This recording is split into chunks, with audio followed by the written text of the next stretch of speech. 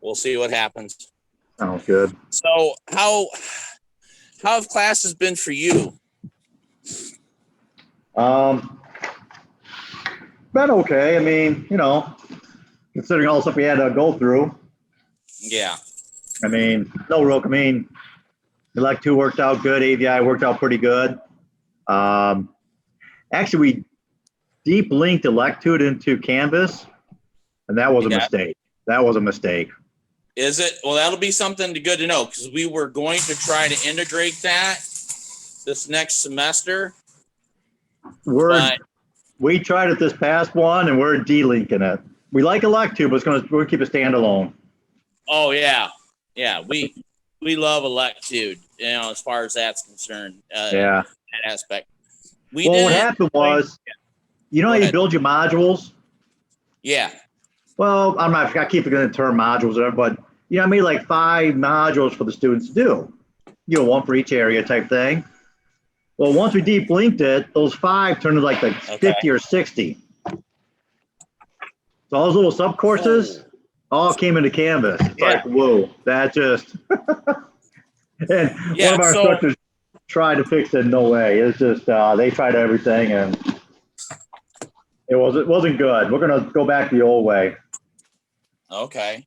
I understand that, because I did some assignments or something on Canvas, and I was moving them around, and the next thing I know, I've got like it was on Electude, and I was trying to hook them through.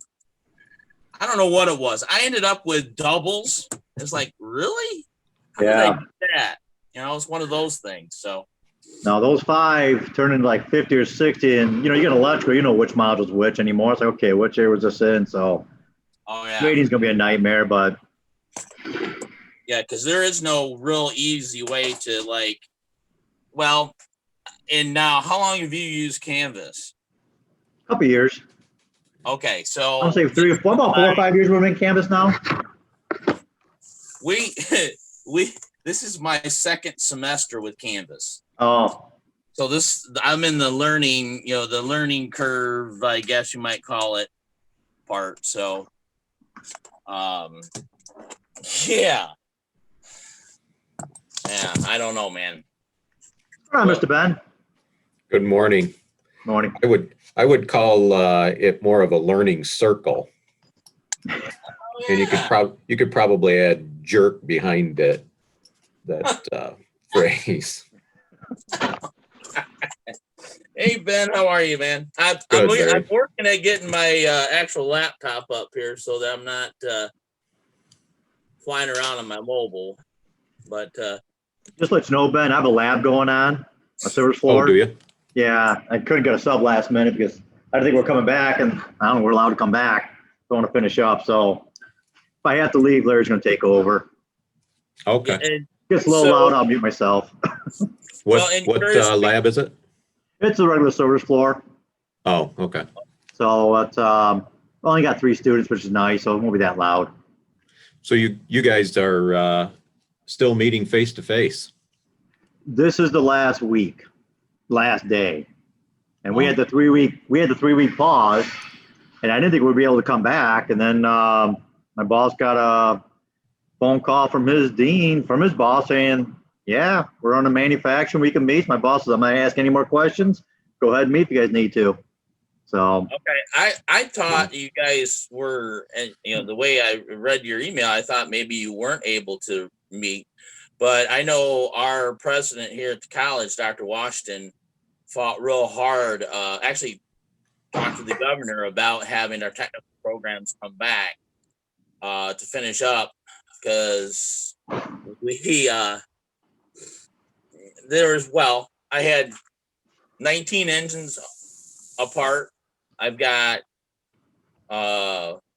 about 15 small engines apart for my intro class, and I had 11 auto transits that are in process of almost getting done. So you got your winter break taken care of. Yeah, he's going to be doing it. And we are starting. Put them back in your truck, take them home, and start assembling them. Quit whining. Well, now I am at least allowed. I did get that lifted as far as the weight limit. So, Yeah. Or but flunk half your class and they come back, then they can assemble all of them for you. yeah, Not the intro class, not your intro class. Got to do the second year class. That they have to come back.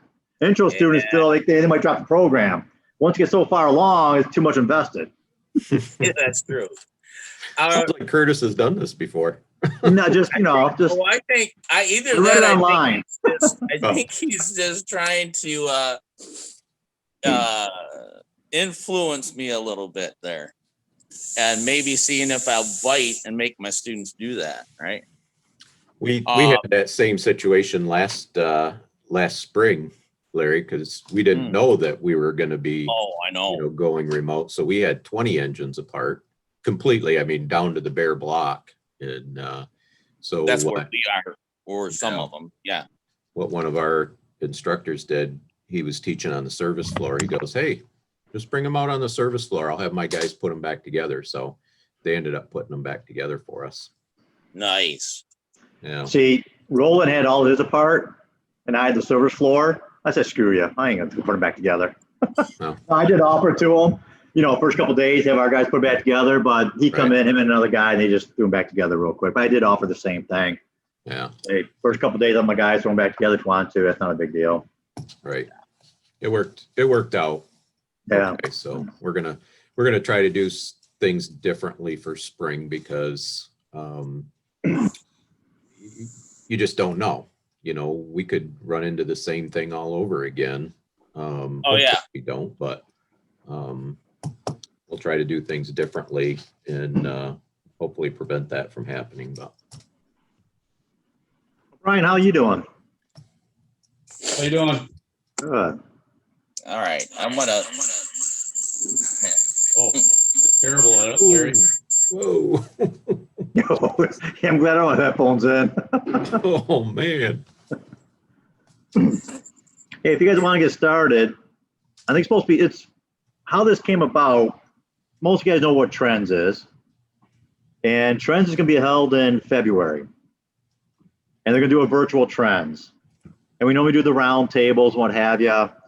And I kind of mentioned, well, February is kind of late for me because I want to know what my counterparts are doing now, use some best practices and apply it for next semester. So I'm hoping by summer we're back to normal, at least by fall. That's my theory is. I could be wrong, but I'm hopeful for that.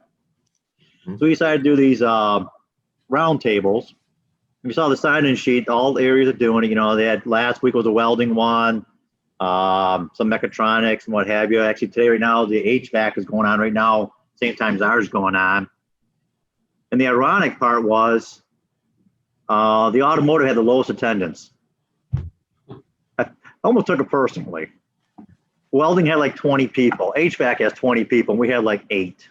I'm like, I even turned to the welding one, and with some administration there, kind of, hey, tell your colleagues that, the round table's going on. Got a couple more, but hey, at least got the good ones here. So that's how this round table come about. So I'm kind of looking forward to it. A couple things I want to cover is we'll do a quick introduction, who's who. And then I want to talk about basically the program, what you guys going through, what are you doing? And I sat in on the welding program, and I tell you this much, we are very blessed in all the programs we have available to us. Welding, I think, would love to have a CDX or Lectude or AVI. They have, very little resources like we have. We're very fortunate. Then I figured we'll talk about what are you guys planning for next semester, enrollment, and then at the end, maybe talk about how do we recruit, in this type of area. So I'll start off. Those who don't know me, I'm Curtis LaHaye. I'm a full-time instructor here at Macomb. I've been here just over 20 years now. Seems like about 5 or 6, but it's been 20. And I got a truck starting up, so sorry about that, a little loud truck. But our enrollment got killed pretty hard. We ended up with about a 35% decline in enrollment. We have no adjuncts this semester. Part-time, usually nighttime we have a lot of part-timers, but pretty much with the cancellation and everything else, they filled all the full-time enrollments going through there. we've pretty much been relying on the virtual setup on the Electude and AVI On Demand. And I'll let somebody else talk. I got a truck getting kind of loud here, so I'm going to mute myself. Hey, Larry, you want to go next? Hang on. All right. Let me mute. I've been trying to log out with my phone, so I want to mute this one. So I'll just leave. I'll mute my laptop here at school. Still an echo. Dang. All right, guys. One way to solve this.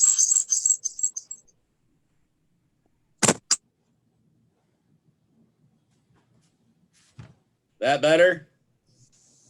Yes. All right. Well, one way to get yourself out of a Zoom meeting on your mobile and you're trying to do two things at once is just shut your phone off.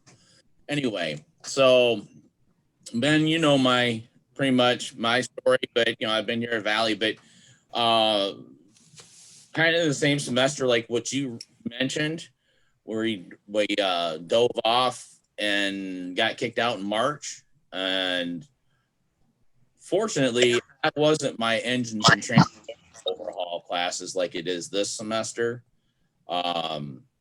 So I did have one Dodge diesel front and rear differential completely blown apart for total differential overhauls.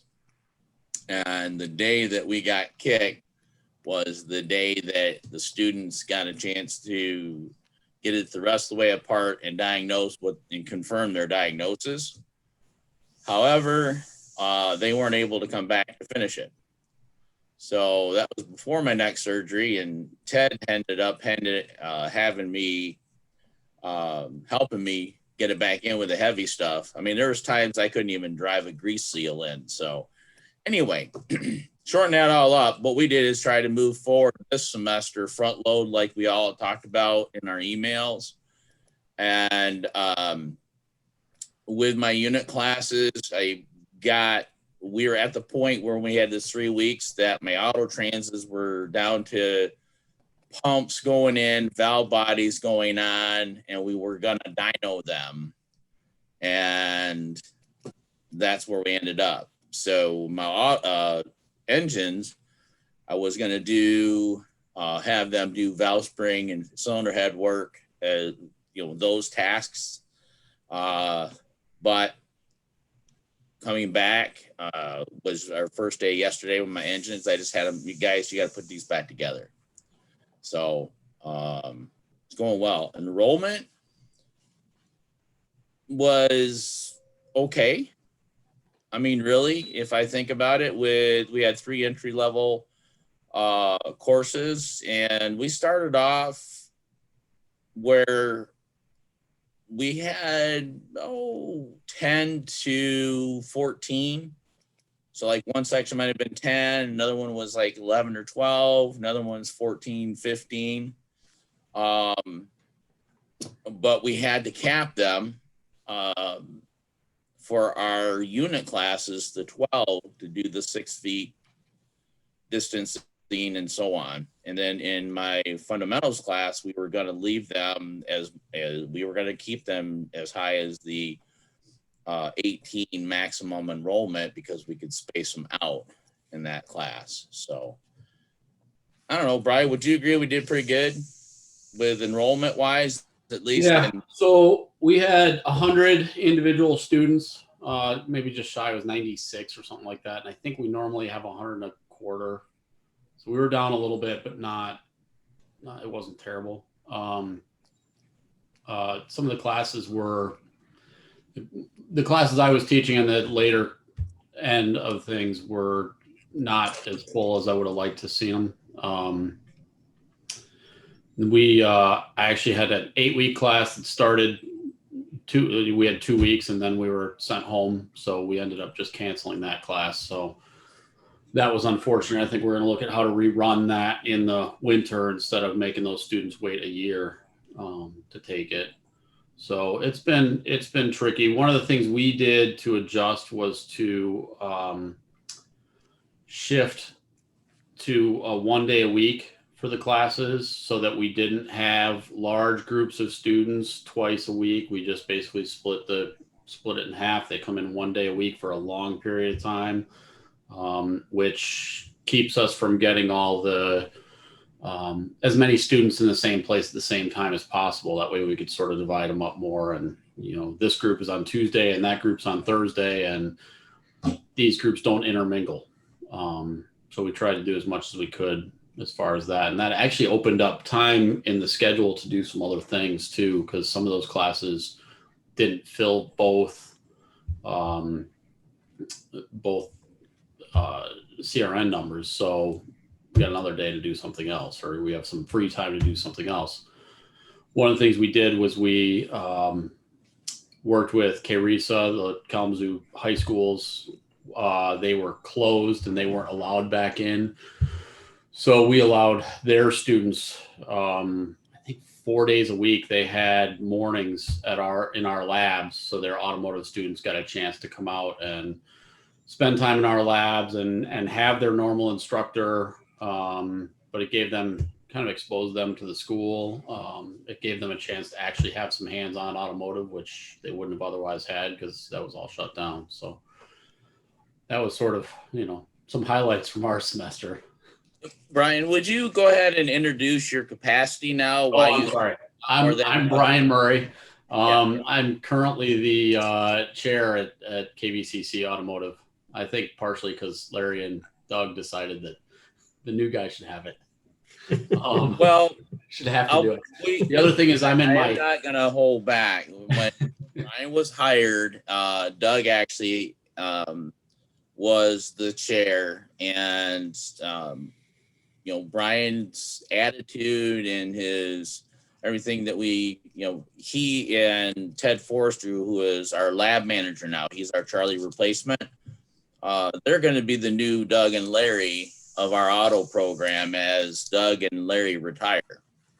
Now I still got 5 years if I go to 65. And so Brian willingly, when Doug got hurt in his accident, I don't know willingly or not, but what happened to Doug? I knew about that one. He does a parawing. He crashed his parawing on Valentine's Day. Last Valentine's Day, he fell out of the sky into a lake, was under the ice for 10 minutes or so. Yep. Somebody came out and actually pulled his head out from under the water. He was in a coma for a month or so. It was bad. We were wondering if he was ever coming back. So he did. There was times where if the guy wouldn't have been paying attention and saying, "Hey, there's that guy again," Doug wouldn't be here. That's plain and simple. Yeah. He got fortunate to hit water, missing a seawall, some bigger trees and rocks and everything. So, real lucky with that. So anyway, they didn't really want me to take back over again, which is okay, because they're considering me the Ben and Curtis. They're considering me the really old guy of the program that we're going to farm him out pretty soon. Why say Ben and Curtis? I mean, I'm not that old. Ben might be, but I'm not there yet. No. I'm just saying. I'm saying it to you guys because you know me more history-wise, face to face. But you called us old. I understand. I'm used to it. I did not apologize. I did not mean to call you old. But the thing is that, honestly, in all reality, we needed the fresh, new ideas. Doug got a lot done before his accident of things that Doug and I had been working on in the program. And it, as you guys know, with programs is you need to kind of keep the ideas moving forward. And if you keep hitting a wall on wall and wall and wall, sometimes it takes that other person's tact make it happen. And Brian he's doing a fantastic job. He stepped to the plate and has done a great job. So he's gonna be the chair until they hire replacements, for us, I guess. Yeah. So I'm currently also in my third year of tenure, so I'm not fully tenured, but working on it. I've been actually with Valley for 8 years. Yeah. Adjunct, and then 3 years of full time. Well, 3.5 years of full time. Every time Larry had to have a surgery, I would come in and do full time for either a semester or for a month or so. And that's what it was. My 2017 back surgery, Brian filled in, and I was going to try to put it off, but he filled in, and the VP at the time realizes, like, you guys need another full-time faculty. It's like, yeah, we've only been asking for 5 years.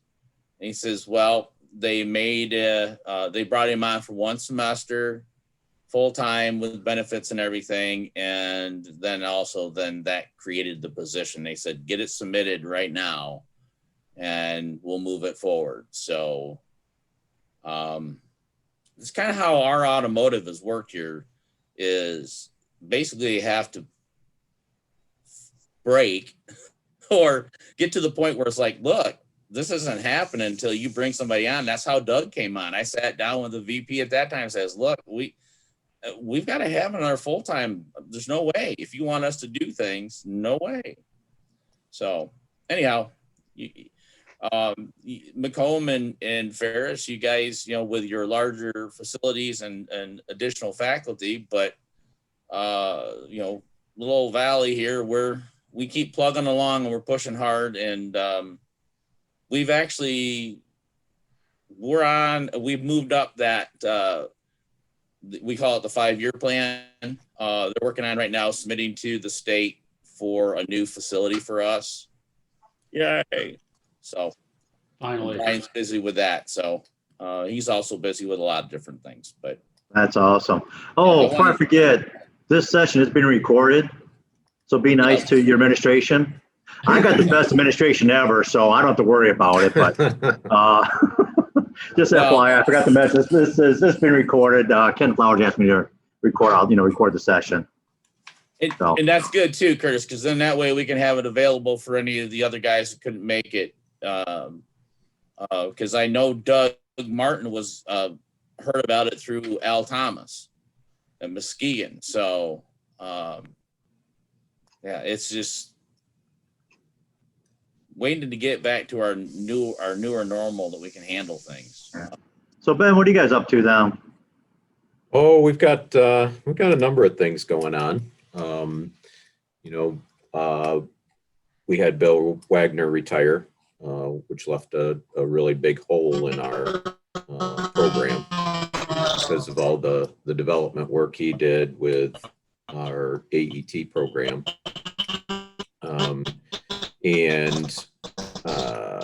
Let's see, we're down to 4 full-time tenure track faculty and myself. So our faculty numbers have diminished substantially. Now, are you guys looking to replace, or are you guys staying where you're at? Well, we replaced one, and that brought us back up to 4. He started just this past fall, and but we've got 2 requests out there. I've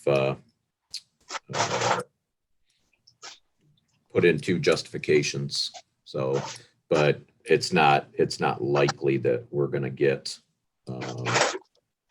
either one of them, would be my guess. I'm hoping to get one, but I don't think we're going to get either one of them. So, but we'll see. As far as classes go, we were face-to-face in most of our classes in the automotive department. Gen Ed, a lot of the Gen Eds were remote or online. but most of the ones in the automotive program were face-to-face, both lecture and lab. We had to make some accommodations in terms of how many we could fit into a space. So a couple of our classes, we had to find space in other buildings because we just didn't have enough to keep people socially distanced in the automotive center. Labs have been kind of tough in terms of being able to fit everybody in the space, but we're going to make some changes, I think, for spring semester and try to move the labs to a larger area, because we had to do what sounds like Kalamazoo did in terms of splitting your labs apart, and it just didn't, in my opinion, wasn't the same experience for the students. So, but we went remote, completely remote the week before Thanksgiving. We were planning on it after Thanksgiving. They didn't want students back in the classrooms, but we went remote the week before Thanksgiving, so it was a little bit of a change. What program are you using for your remote? It's a little bit of the same stuff. I mean, we have Electude. I think one or two of the faculty are using some ABI stuff too to supplement. I've been doing my lectures through Zoom and a webcam, and so that's worked out a little bit better because, you know, I need to be able to show parts and pieces and things like that, and I just can't do that well if I'm doing it, you know, from the laptop like we're doing today. So and it's worked out okay. I did some in the classroom. I did some in the lab. We were to the point where we were doing differentials, and so I just went into the lab and we disassembled one and talked about the components and how to set them up and put it back together, kind of thing. And the students said that they enjoyed that or appreciated that more than watching me stand up in front of the class. But you know, you gotta give them some of that theory part too. So,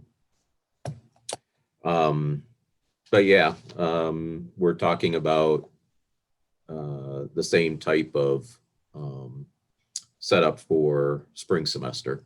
We'll be back in the classroom and in the labs, hopefully. That's the plan for right now, unless something drastic happens. But enrollment is down. We have seen a pretty substantial drop in numbers.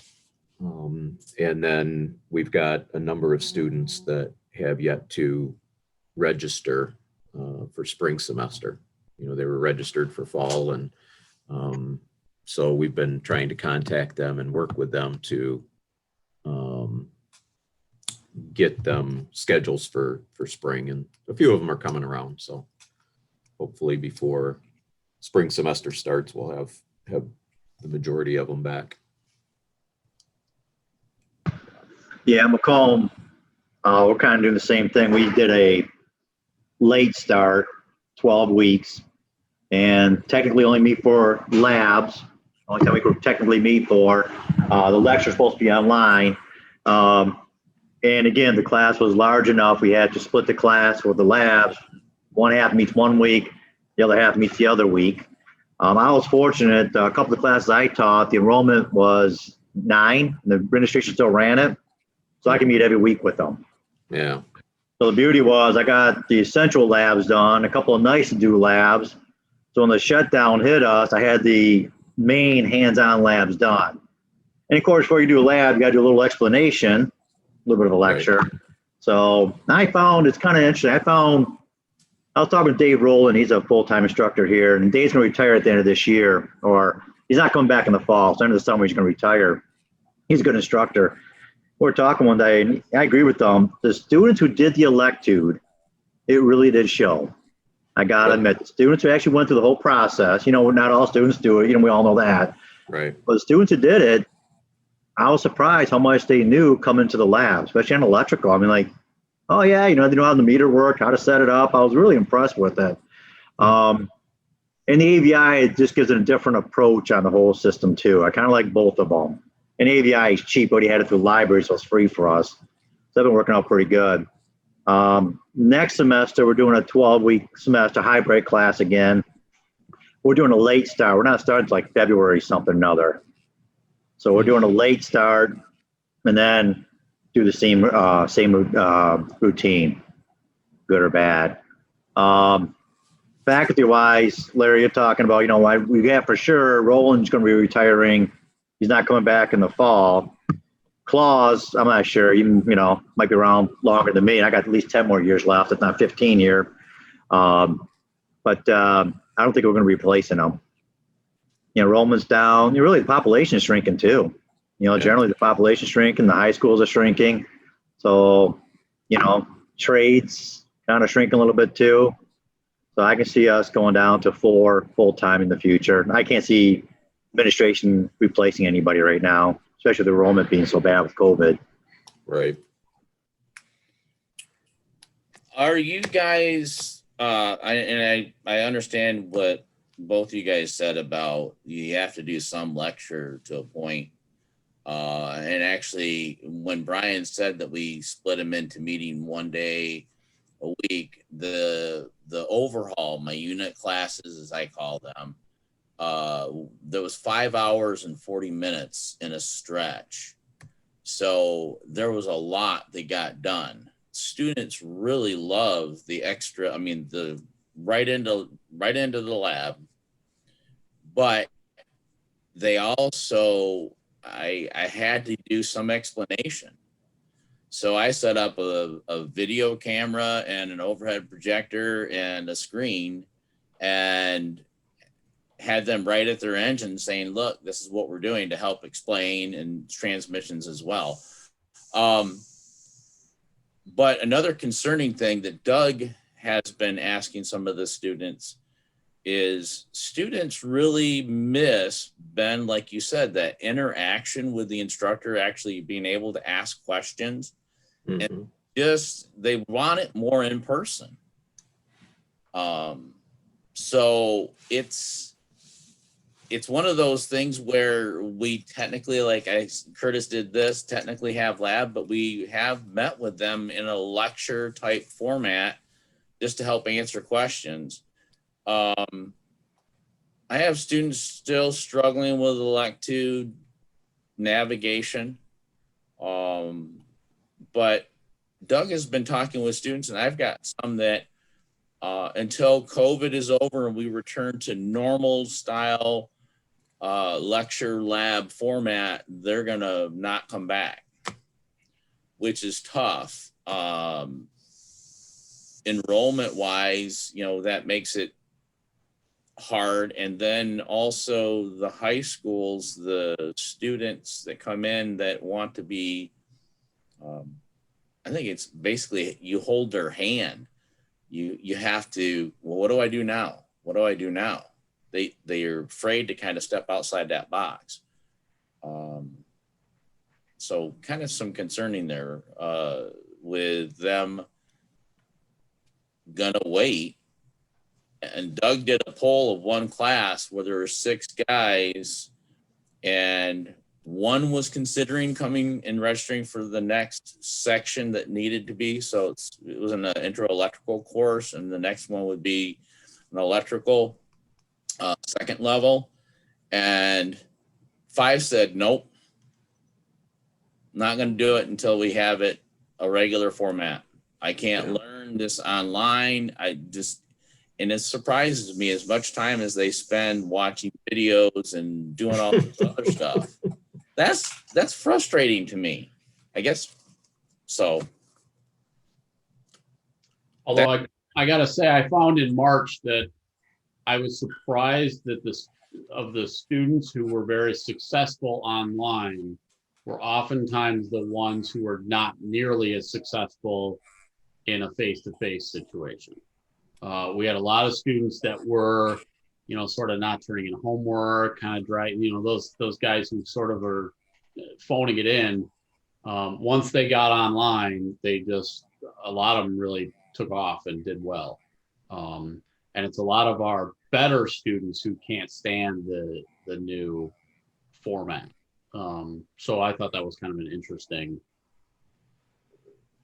twist. It was not what I expected to see, but that was my experience anyway.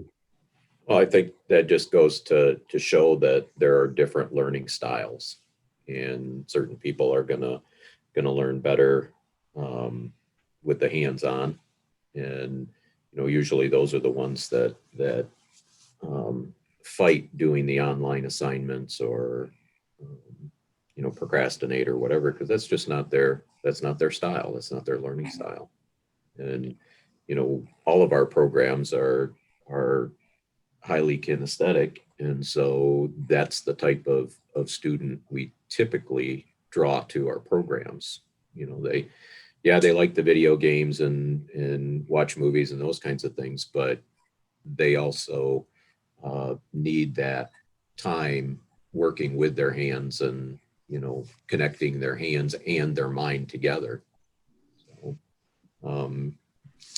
I don't know what a number of our students, like I said, have yet to enroll, and I'm pretty confident it's because they are waiting to see, are you really going to start face-to-face in the spring, or are we going to have another round of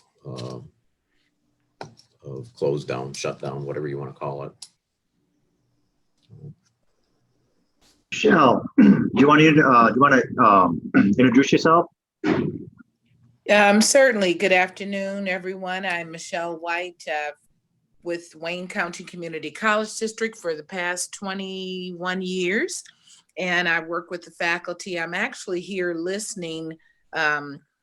We also, with our auto body and auto technology programs, have experienced some drop in enrollment, but we still are enrolling students for the spring semester. And we went completely remote also back in before Thanksgiving, following whatever the directives of the governor. And I was interested to hear some of the programs. One of our instructors actually is trying to get in. I don't know if you can see him trying to get in yet. I'm here. Yeah. Charles Langford? No, Marty DeParty. Marty? Okay. Yeah. We have another one trying to get in. I see you, Marty. But Charles Langford is trying to get in as well. So, but nonetheless, so some of the programs, so trying to hear some of the programs and things that you all are using that might help as we navigate through this new normal and doing things remotely. So Electude is one that you all kind of like, I'm asking. Yeah, Yes. I think what for me personally, what happened was there was a choice between Electude and CDX. That's kind of the two main people out there. And Electude in the summertime was free. We had to change everything over to actually last year when the first shutdown. Electude offered it free. That fit my budget, the net administration, and it worked. And I'll admit it, I learned Electude finally, and I'm not going to learn a second one. I liked it, good enough. And I'll be honest with you, I never really reviewed CDX that well because, well, once you learn one, why learn a second one? I mean, it worked, and actually I kind of like it. So Okay. I'm in my laziness a little bit. We just signed on with Halderman for the duration now, so we're sticking with Halderman. Okay. So we picked up Electude. I had seen it at I forget the name of the conference in Kansas City every year. Vision? Vision. Vision, yes. 2015 Vision, I saw it there. And it was when I was still part-time, and I had just come out of the dealership, and I looked at a bunch of it, and I was like, man, this is a lot like a lot of the dealership training. So I really liked it there. So when we got shut down, I called the guy up right away because he had just actually come in to talk to me a couple weeks before, and called him up and said, "What's the story? What do you guys have?" He sent us a quote, but before I could even get the quote approved, they switched to a free thing. So the same thing, it fit the budget. We ran with it. This semester we funded it ourselves. Sorry. So that the students didn't have to pay for it. But I think going forward, it'll be, part of the book fee effectively. Eventually, we'll see how long the school is willing to step up and pay for it. Don, do you want to introduce yourself? See me getting out there once in a while. Oh, Forrester? Yeah. Donald, you talking about that guy? Sorry. Okay. Trouble getting to my mic. People actually call me Ted. I work at Kalamazoo Valley Community College. Work with Brian, Doug, and Larry. I'm the lab manager. I took Charlie Fuller's position, and I've been teaching part-time for the past 10 years. Steering and suspension. Or alternative fuels. He did our fuel section of that. He liked that too. We call it the chemistry one. Where you make biodiesel and things. So I apologize. I've been in and out. I've got to move cars on the other side of the campus. I was listening as I finally got all my projects done this morning, and I was trying to listen and attend the conference at the same time. A little unfamiliar with Zoom on my phone, so it is a little bit different. So I was hunting for the mic button. No problem there. Think about biodiesel, Mr. Marty. How have you been? Oh, I've been well. I don't make the biodiesel anymore. I switched to a cleaner habit. I make beer.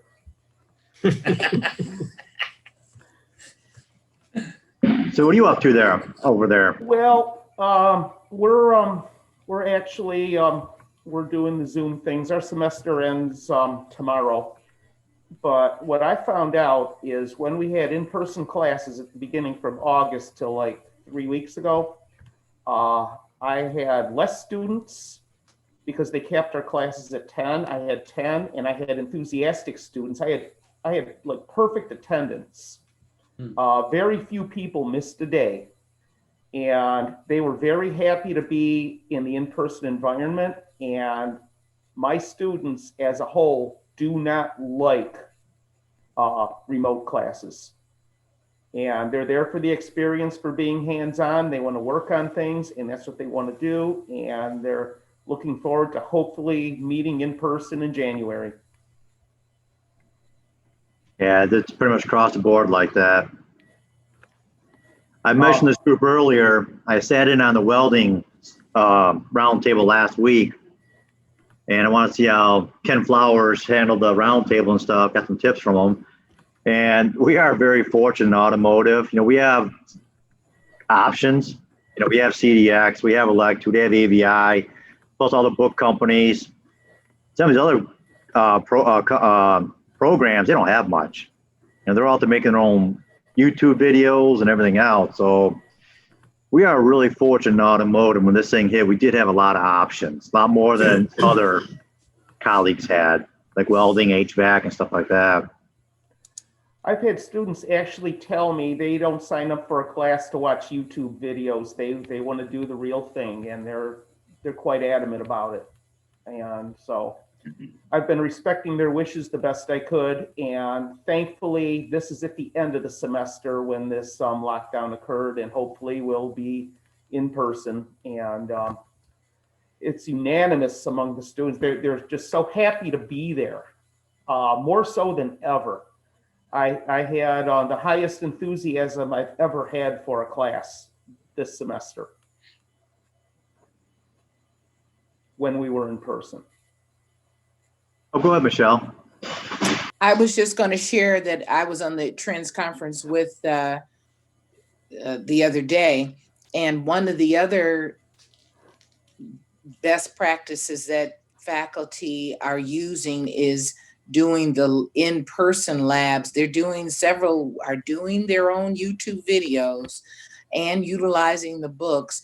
And then at the back end of the class, the last few weeks, they're doing in-person labs if given permission to do so, just for, with spatial social distancing for just the last few weeks doing in-person labs.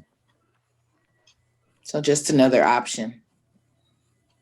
If your institution is allowing people on campus at all, even for short periods of time. Is that for winter semester or is that this semester? This semester. Oh, yeah. Wow.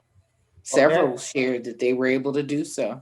Actually, Michelle, you know what happened to me? I was all scheduled to have this past Wednesday a hands-on final exam for my class. It was all on schedule, and I double checked on Tuesday, or was it Monday, with the governor's announcement, and then I got a call on Tuesday, said, no, we're not having it. So I had to come up with a plan B quite quickly. Wow. Yeah. We were fortunate enough because we were online for lecture and could do labs in person that they let us come back to finish up labs. And actually have to credit our president, Dr. Washington, a lot with that sort of asterisk in the rule that trades can do labs at least. So because he made a number of phone calls and was hounding the governor's office to get it so we could come back. So Well, hopefully next year at this time, this particular conversation will just be a thing of the past. well, hopefully it should Yes. should hopefully be gone. There are actually, my understanding is the vaccine is actually being distributed. A friend of my wife's is a doc and he's getting it Wednesday. My wife's supposed to get it. She's a doc as well. She's supposed to get it next week. So people that are in the health industry are going to get it pretty quickly, and hopefully the rest of us it's available for general population pretty quickly. Well, you guys have the plant that's manufacturing it right in your backyard. Well, it's funny because the guy who's getting it Wednesday is in Chicago. He's not even here. Oh, really? My wife was wondering if he's getting it before we are. So it's I don't think the location isn't going to matter as much as it's just who's important. I have a friend seeing those patients. I have a friend that works at that plant, and they say about 85% of their vaccine is being shipped overseas right now. Yeah. Oh, that's this. So most of our stuff's actually going to, was it England or something like that? I think it was giving it out. UK. Yep. England. Yep, to the UK. I don't know if pharmacy that's their main headquarters or what the deal is. I know it's a global company. But yeah, 85% of everything they're producing is going over to shipping. I got to imagine that might change now that they've got FDA approval. Right, and that's the big thing that they're waiting on. Because if they can sell it somewhere else, they might as well sell it somewhere else. Now they can sell it here. That may shift, hopefully.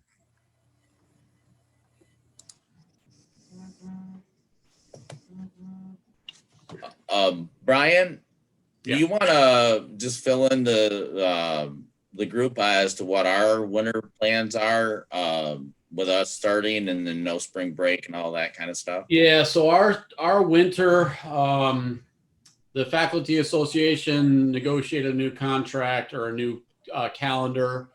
We're going back a week later than we were going to be, so we'll be back in January 18th for classes. And they are absorbing our spring break to do that. So we'll still have the same end time, which is mixed. I know Ted would like to go to Florida instead, but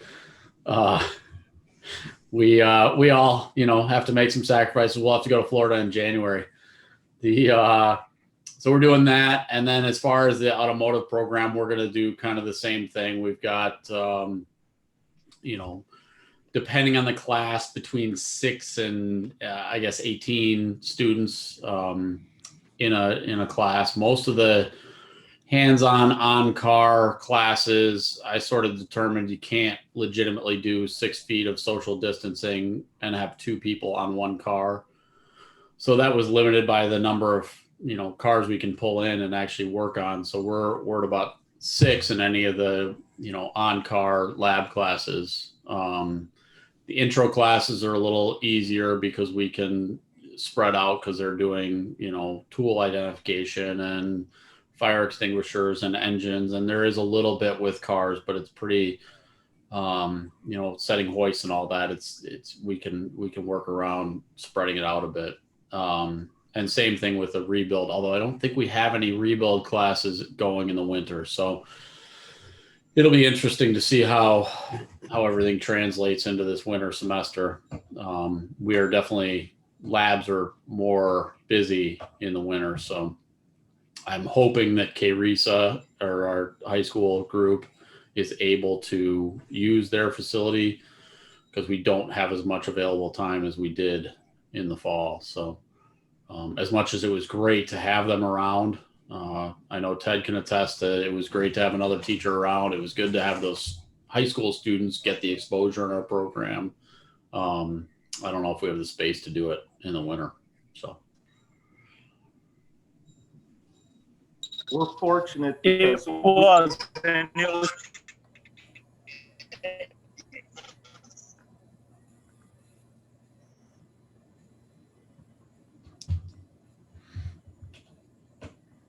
I thought it was very I thought it was very interesting working with the high school students, and I was also found it very interesting how aggressively UTI targets and goes after the high school students. I thought I found that pretty interesting. I am on the advisory committee for all my local high schools, and I've heard some stories about the recruiters at these private schools, and there's several instructors I know of that actually keep them out of there because they don't like the idea of these high school kids going into this incredible debt that's associated with these private colleges.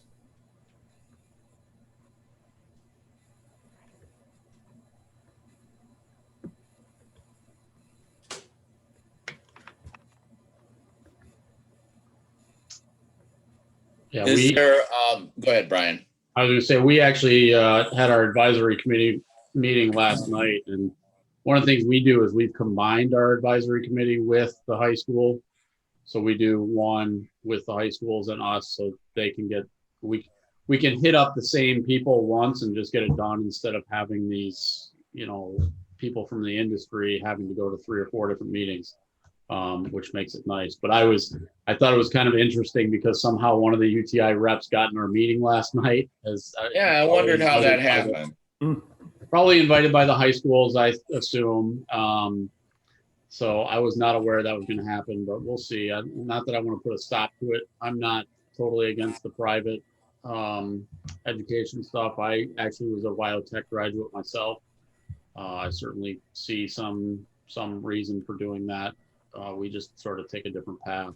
And it is expensive, but it was also a very fast way to focus on a degree and get it. So kind of a trade-off. Brian, do you think that that's why a number of the students go to the privates, is because it is a quicker path to I'll tell you, that's why I went there. It was 9 months and I had an associate's degree when I was done, but it was 8 hours a day, 5 days a week. It was a full-time job plus. So yeah, I mean, I think that's the real advantage is to have an accelerated program and go in there and get it done and knock it out. But I think there's another perspective that our students are working by the end of their first year, and they're working full time, and they come in and continue to take classes and they get the associate's degree in their second year. So we have them to work just as quickly as anybody else, but they don't have the degree as quickly. And that just has to do with, we're not doing 8 hours a day with these guys. Right. So. Michelle, excuse me, did you get your hand up? No, Michelle? that was from before. Okay. If you got any questions, just interrupt. We're fine with that. We're automotive. I'm listening. You know what? Years ago, I did do a 1-year program. It was about 10 years ago. I started. It went after the private schools. 9 months basically. Went through the whole automotive program, no gen ed. So instead of getting an associate's degree, got your certificate. And a lot of students like that. We went Monday through Thursday, basically 8 to 5, 8 hours a day type thing, 4 days a week. And worked out pretty good because I did 2 classes at a time. So mornings, you had, let's say, electrical 1, afternoon, you have breaks. And in 4 weeks, those 2 classes were done. Same contact, everything else. And then the following week, next 4 weeks is 2 more classes and 2 more classes, then the service floor at the end. And the students that took it, they liked it. The hardest part was they got another program, recruiting, and all that kind of stuff. Just kept tired to keep it going. But I know a lot of students who did take it, they liked it being done in a year. And the beauty is, versus once a week, there was no review. I mean, most of our once a week classes, when you get done, next week I'd review half of it again, just get them back on flow. This was like yesterday, so you kind of keep accelerating a lot quicker. Yeah.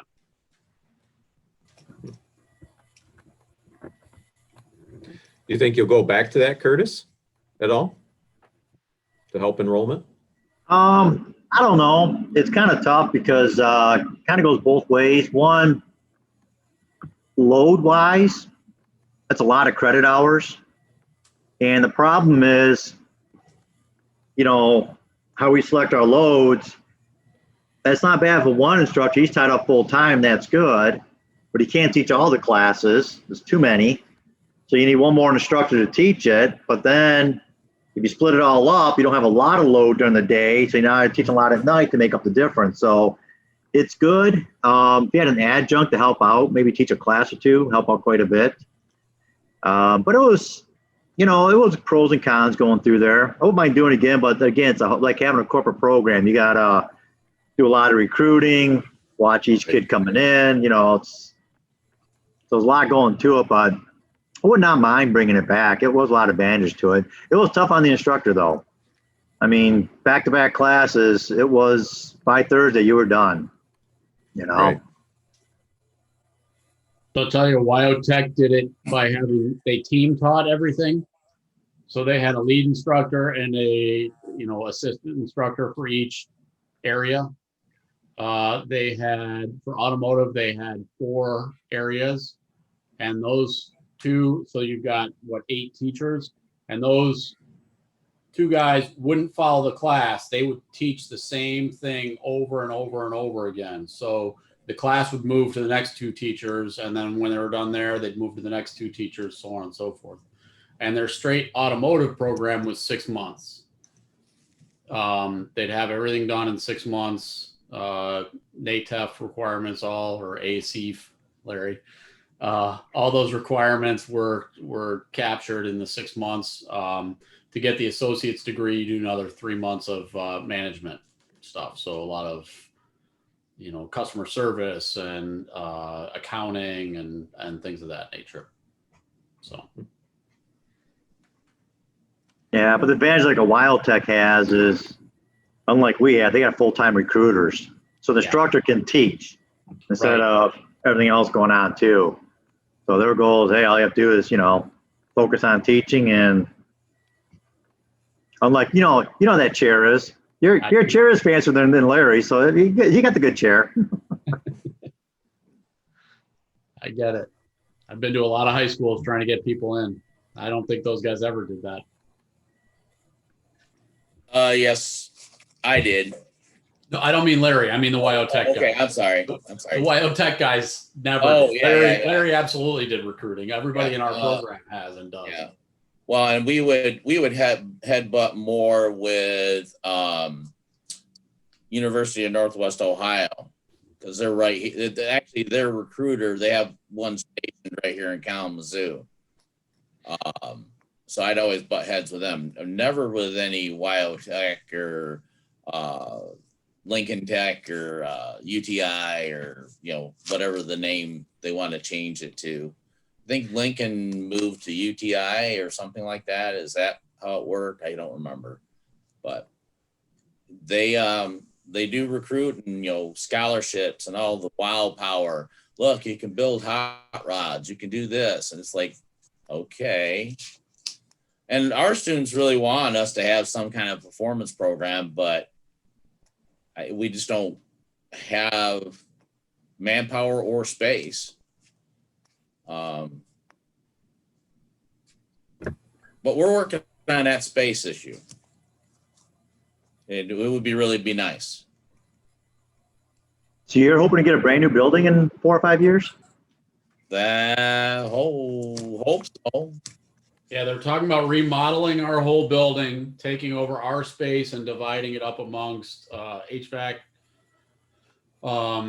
electrical and welding. And then they're going to build a new wing for us attached to where we are now.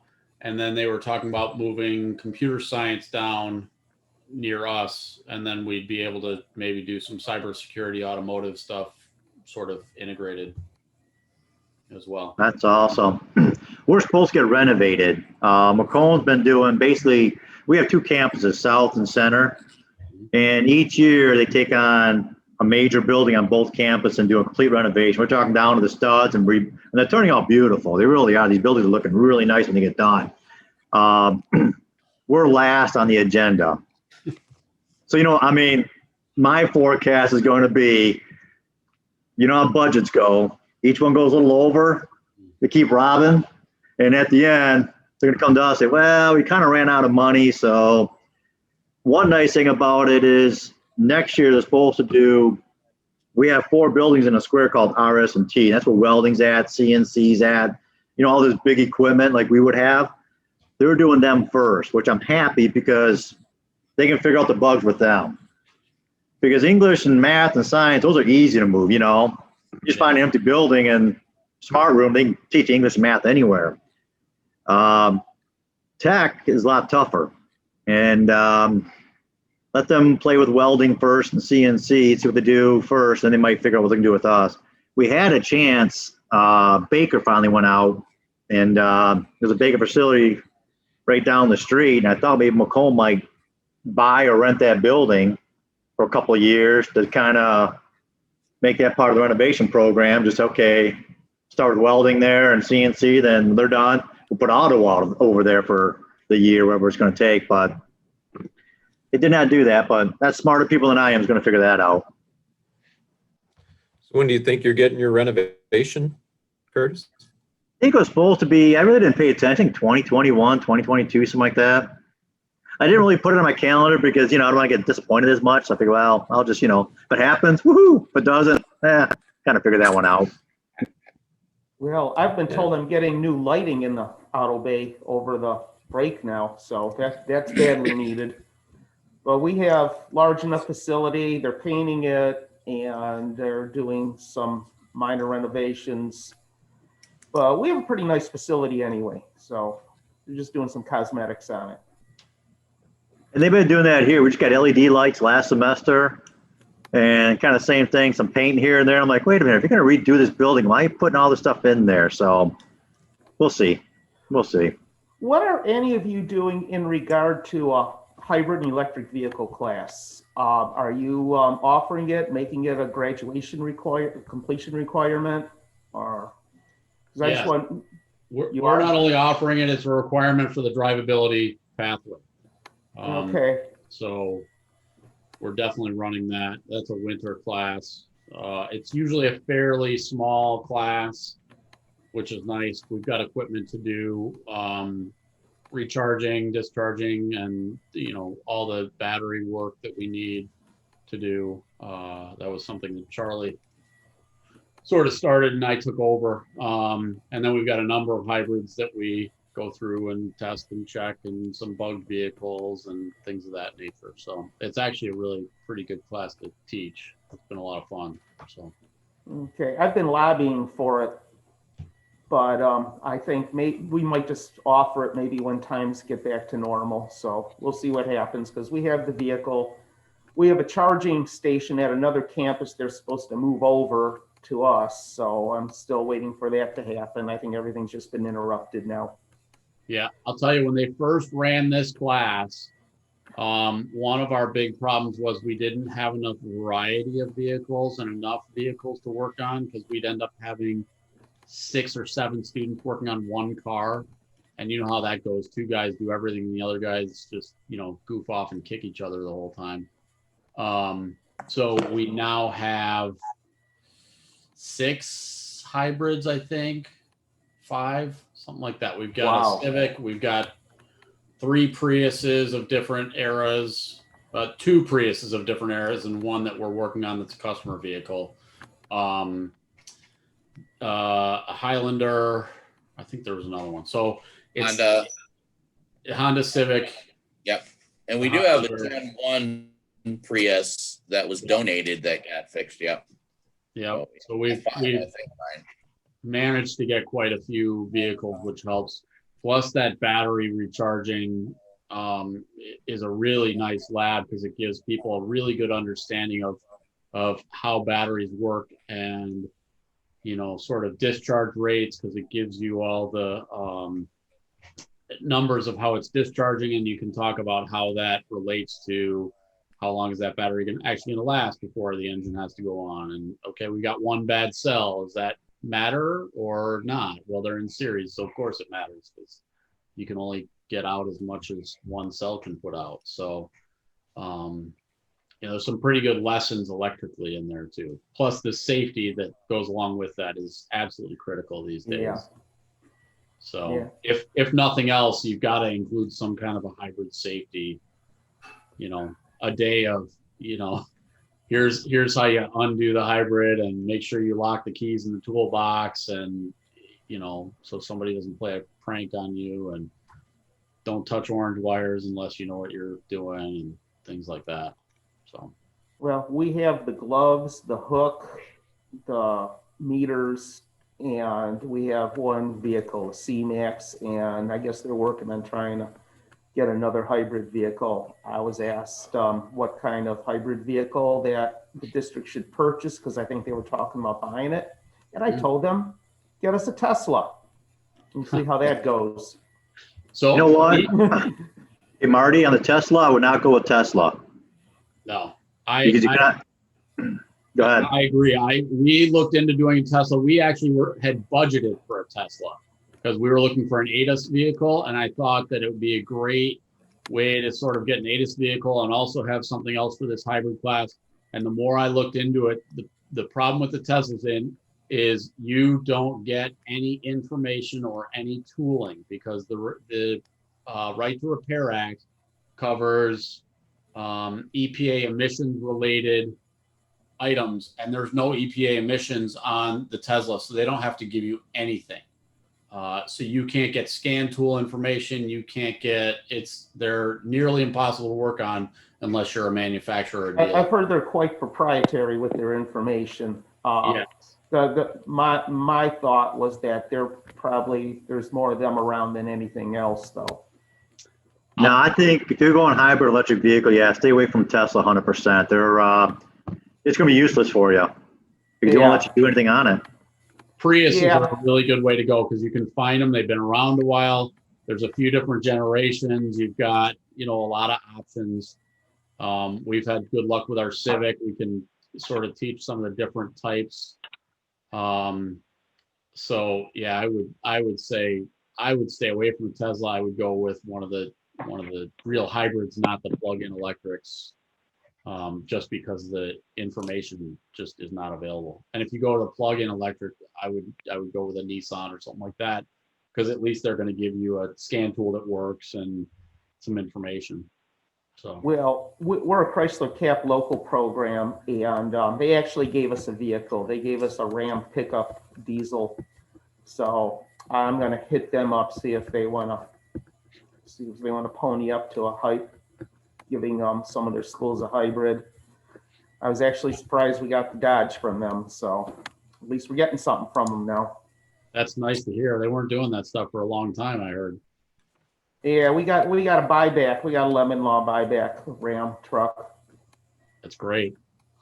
Where are some of you getting some of the cars from? Some of the camp, some of your administration are buying some of the cars. I mean, not administration, but the campuses are buying them. As well as, are you going through any grant funding or what? So we got 4 cars over the summer, all pretty much through Perkins. Okay. So that was sort of our approach. We were approved for 3, and then we were approved for another one the next year, but they kind of bundled them all up together because we all went home and nobody wanted to spend the money, and Ted and I ran around and bought cars all summer. So it was definitely interesting, but it was nice to have that opportunity, and we got that done. So but we've gotten more and more of that sort of support from the administration. I think it's been probably, I don't know, Larry, what do you think, like 3 or 4 years since we bought cars before? And at that point we bought 2 Dodge Darts. It's been those are 16s. I think it's been 2 years. I know 2 years. Okay. So, I think we got those in 18. So 2 years ago we got 2 cars. This year we got 4 cars. I don't expect to get any for a couple of years, but that's sort of how it goes for us. Okay. Thank you for sharing. Sure. Hey, Marty. Yeah. As for the hybrid program, we had one for a long time. It started out with 1 class, we expanded to 2 classes, and the problem was, since it wasn't mandatory for the degree, it never hit and miss when it ran, since it was an optional class. We redid our curriculum a couple years ago, and before our curriculum was kind of, there were some loopholes, students would go through and sneak away pretty easy. So we kind of took away a lot of the loopholes and worked out pretty good. We consolidated a lot of classes. To make a long story short, we made the hybrid class mandatory for the degree or the certificate. That's part of the requirements. That's the way I'd like to see our district go. I'd like to see that class made mandatory because they're coming and they're going to need to be serviced. We can't avoid that. They're going to be there. So we may as well start training people to service them. Yeah.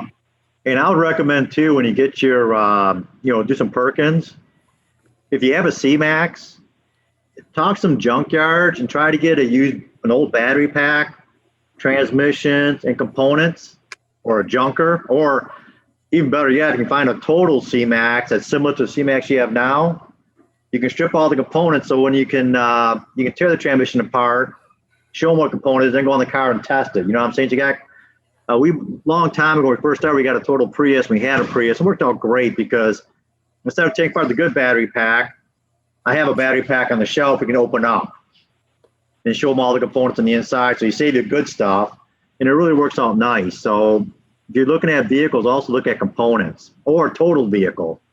And then that sounds like a plan. I have a Lexus battery and a Lexus motor. Got those courtesy of General Motors, believe it or not. And I have those for show, and obviously the cells on the battery are inert, and they've had the motor apart a few times. I'm going to need some more components too, and I think that's a good idea to have components that mirror a vehicle that we have. So I'm going to work on that. I'm going to get with the administration and just tell them that's the way we should go. But they're not. I agree with that total vehicle thing, because we had the same situation where we had a Prius, we had a total Prius, and we ended up disassembling the total Prius and scrapping a bunch of it. But we ended up with a cutaway transmission. We've got an engine. We've got, all sorts of, battery cells and modules. And it's really nice to be able to say, hey, here, this is what you're looking for, and I'll go find it. And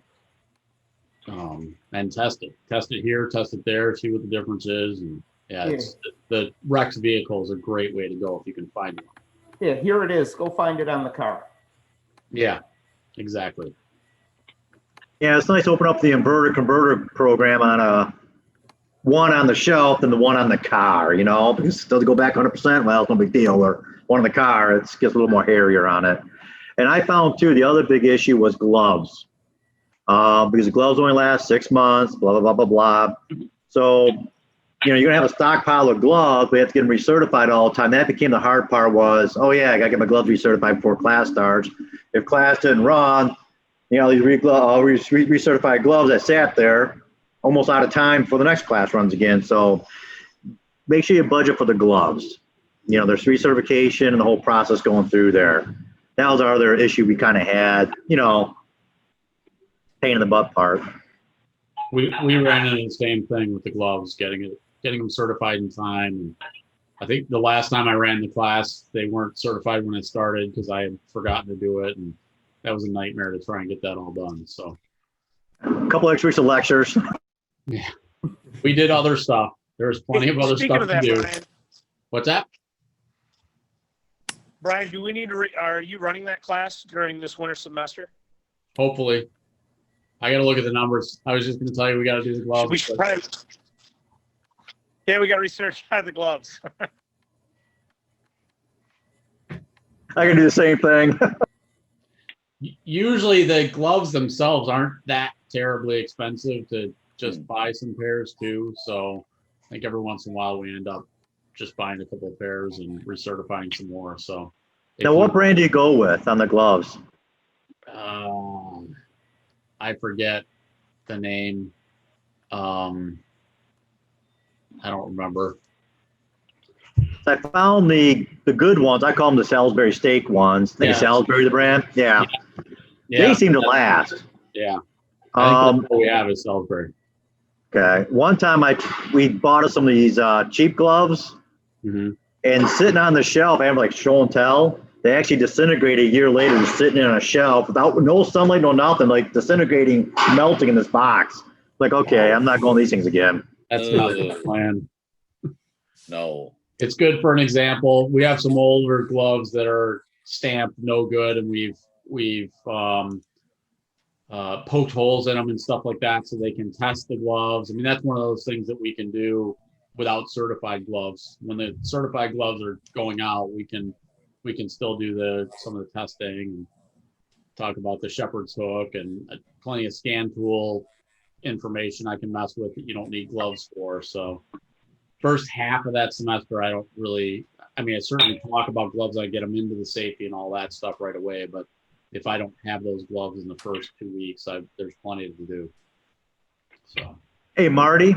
Yeah. Don't think about too. If you can do it like a Perkins, the bad thing about buying a brand new vehicle, unless you have a factory scan tool, you're kind of bumming. You can snap on and everybody else can be a couple years behind. You might be better off buying a couple of used vehicles for the price of one new, and then your scan tools all work. It's easy to find used components and everything else going with there. Personally, that's what I'd rather do. I've talked to the campus president about this, and he's pretty big on buying new cars because of the NATEF requirements and everything. And, I had to convince him that sometimes remedial students need remedial cars to work on. So I was able to get a couple of beaters there for remedial students to practice on, and that's helped out a lot. So I think I finally convinced him of that. But as far as the hybrid goes, I would like to get some that are a couple years old. The only factory scan tool we have is the YTech from Chrysler. Then we have the Snap-on tool, and I know that's a couple years. It's a couple years behind the factory ones.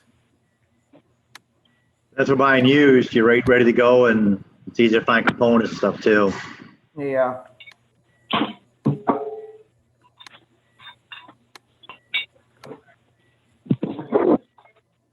I don't know if you guys saw that, but it was the Salisbury gloves that we're using here. Ted went over and came into this lab and looked at the gloves.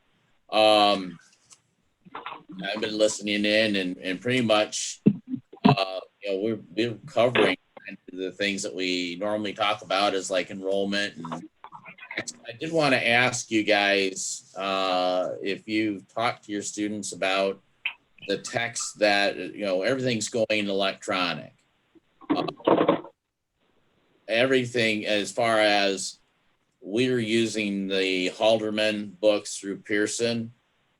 and the new Halderman alignment steering suspension book, they can buy an electronic copy only, but that's the only way they can get it. I was able to get the instructors a hard copy, and according to our rep, she said that there should be a paper copy available, but everything's pushing toward the electronic format, and students don't like that. They prefer a regular book. So, you know, with the Halderman stuff, they're going to, and I can't remember the name of the Pearson tie-in that's an online. I can't remember the name of it. I just was drawing a blank, but my rep just talked about what they are going to be offering, and I was going to try to tour that. So, Marty, do you use the any of the Halderman stuff online, like the? No, I haven't, and I'm going to tell you why. Because I don't know who my rep is now, and no one. I know they keep bouncing around. So I do know my rep, and for the life of me, I'll go back into my email here real quick and take a look at the name of it so I can share that. I've requested access to the electronic information, and I've heard nothing. Well, I'll tell you what, I'll let my rep know, Marty. All right. Yeah. And then maybe because she's actually out of Ohio, she might be your rep. I don't know. You know, they do weird splits on territories. Yeah, our last rep was George Young. I guess he's not there anymore. No, that wasn't our rep. We had another person. But he was good. He was responsive, and now it's like any information I'm requesting, it's like it's going into a vacuum. That's really frustrating. I'll tell you, I had a similar experience. I was trying to get my own username and password, and it was a nightmare. Now I just use Larry's. Yeah, because I got, and I can understand that too, because it took them forever. So they just start piggybacking on mine. It doesn't make a difference anyway. No. So before you retire, you got to hook me up with that person, though. Well, but when I retire, we'll have to figure out who it is first. But with the money they're making off of us purchasing their stuff, and our students purchasing their stuff, they ought to be more responsive. I would think so. I definitely would think so. And maybe that's, you talk to your bookstore at all? No, everything's been all convoluted with the COVID and yeah. Yeah, because see, normally the bookstore likes to do all the contact, but a long time ago when I first started here, I made direct contact with all of the publishers that we were using for automotive books. And so I would just tell the bookstore what to order, and they were all good with that. And so I've kind of kept pushing to have that happen. So they look to me to get the new ISBNs and the new things and tell them what I'm looking for, and then they can figure out what their resource is going to be. And then that way, because if we leave it up to somebody else, I've had that happen once or twice. We don't get the right stuff or get it on time. So, yeah. Yeah. I'll let my rep know, Marty, and say, hey, I've got this guy over in the Detroit area that's really upset, and they're looking at moving to a different publisher. Yeah, that'll get them going. There you go. Yeah, they don't have to know that we just switched to the newest 6th edition.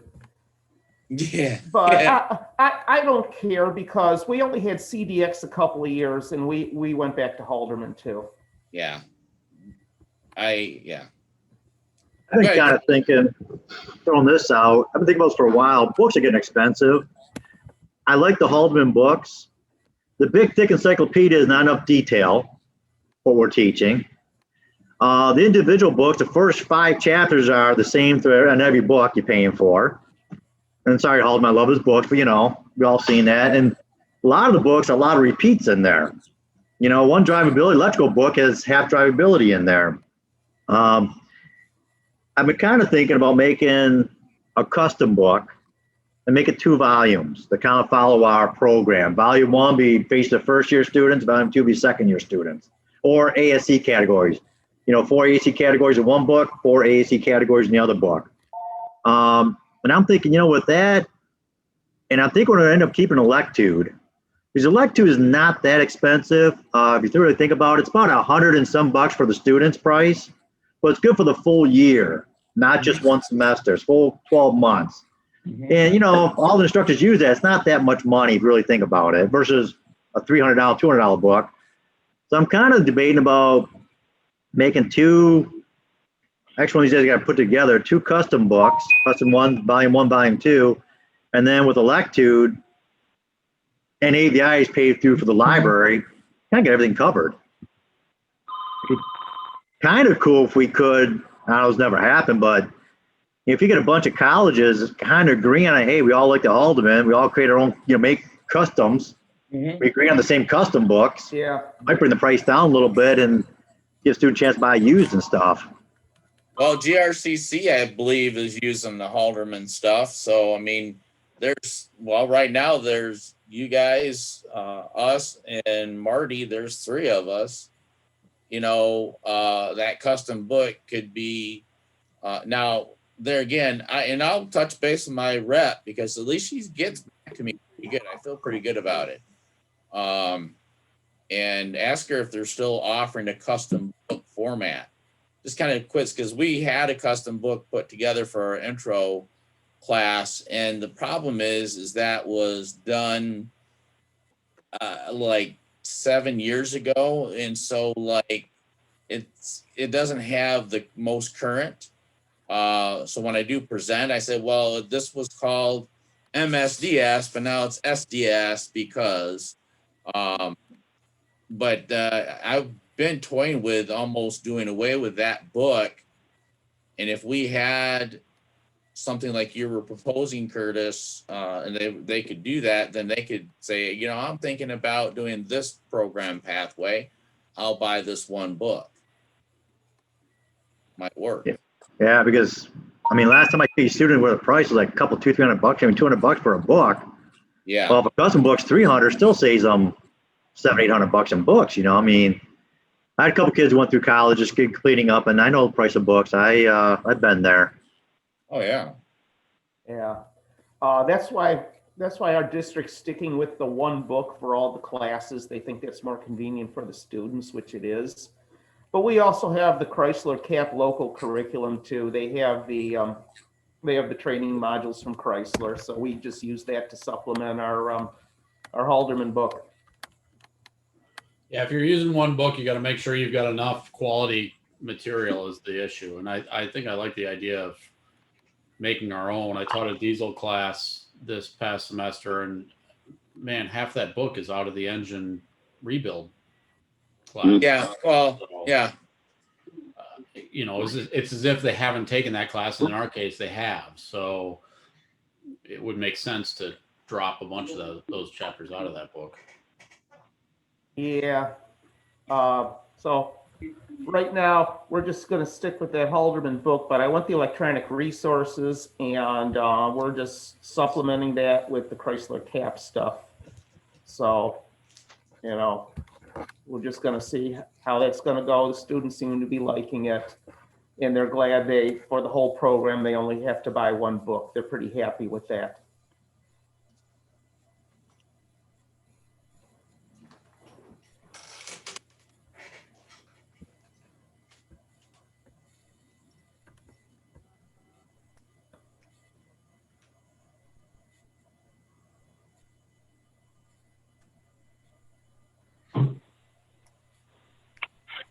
Oh, it got quiet all of a sudden. Yeah. Yeah.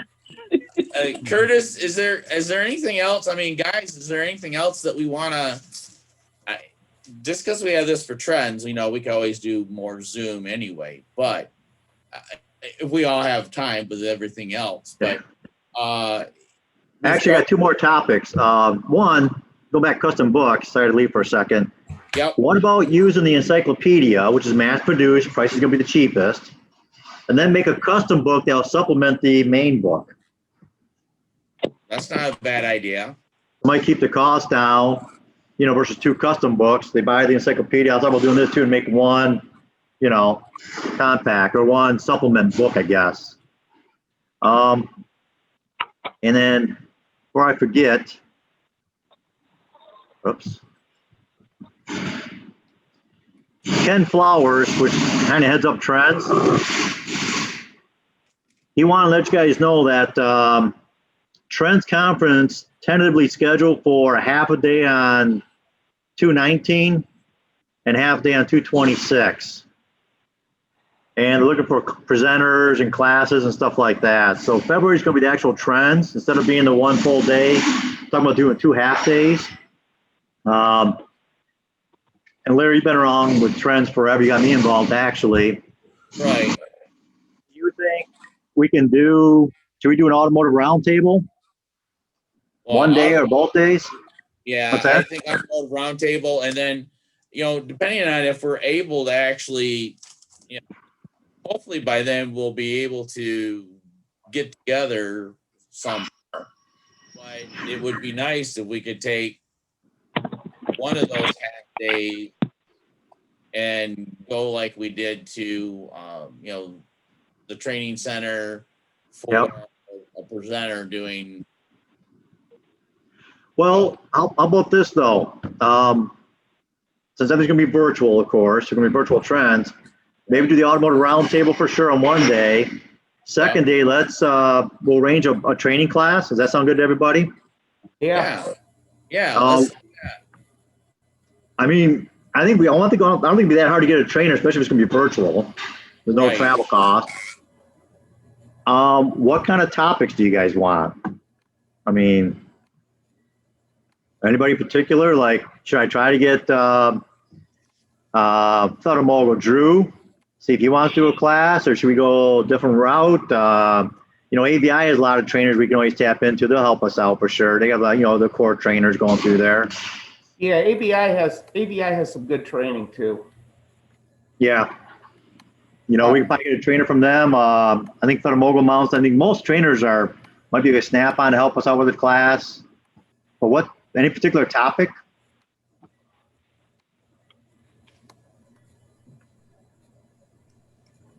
Well, there's a lot of new engine technology coming out now. Maybe we can get something with that, because now they have these 300 horsepower 4-cylinders with variable rocker arms and things. It'd be nice to have something about the latest in engine management. Like the multi-air. Even later than that. I know GM has this 4-cylinder now, this 2.7 liter 4-cylinder that they're putting in 4-wheel drive trucks. And I know you can control the valve lift on it. The computer controls the valve lift, the valve opening, and this is all pretty new stuff. This is all changing pretty fast. I like that. Because that covers drivability. It covers mechanical, computer, networking, and controls as well. Brian, The hard part of that is who's going to teach it. It's almost like an OEM type class. I'm trying to get at? That's almost like a factory style. Latest always going to factory, and you're trying to get a Ford, Chrysler, or GM, trainer to do something like that. It might be a little. Well, somebody got some contacts for that. Well, Marty's doing the CAP program. Maybe he's got a CAP instructor. What do you think, Marty? Well, I'll be honest with you. I actually probably have a better chance with GM because I have another job. I'm a field investigator for product assistance claims. I work for Raytheon, and GM training centers right out of Raytheon. So yeah, I'll try to inquire with both. I'll see what I can do. But it seems I'm working more with on the GM end of it than I am on the Chrysler end of it, especially now with the pandemic.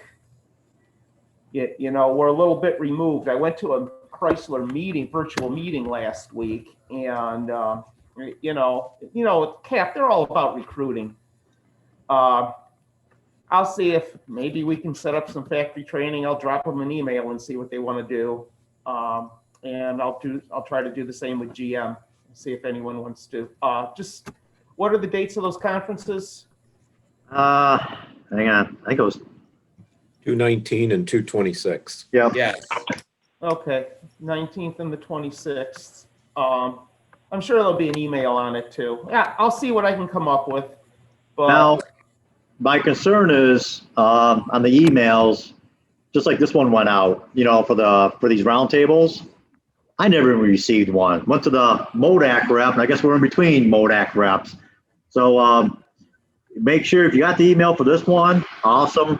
But if you're like me, I kind of like, okay, I set this meeting up and I never saw an email float around. I never did. And my boss was like, well, we're in between MODAC reps. I'm like, what does that mean? It's changing position. So it kind of got dropped. So be careful.